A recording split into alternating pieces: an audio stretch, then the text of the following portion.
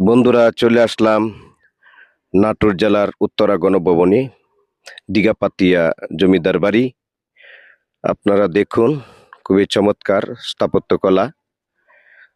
1947 সালে যখন জমিদাররা কলিকাতায় চলে যায়, তখন এই বাড়িটি 1972 সালে সরকার গণভবন, উত্তরা গণভবন হিসেবে নাম দেওয়া হয়। সে থেকেই এখানে প্রধানমন্ত্রী আসলে তার বাসভবন। খুবই চমৎকার।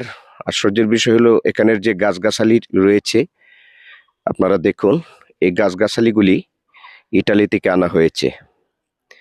এই উত্তরা গণভবনে অবশ্য 4টি পুকুর রয়েছে, এগুলিতে এখন যেতে পারছি না। আপনারা চারপাশ দেখুন, খুবই চমৎকার। আমার এই ভিডিওটি যদি ভালো লাগে তাহলে লাইক, শেয়ার এবং কমেন্টস দিয়ে পাশে থাকবেন। আমি ময়মনসিংহ থেকে এসেছি, মোস্তফা কামাল ফকির। আপনারা এই মধ্যাহ্নে আল্লাহ তাআলা আপনাদেরকে ভালো রাখুন, সুস্থ রাখুন।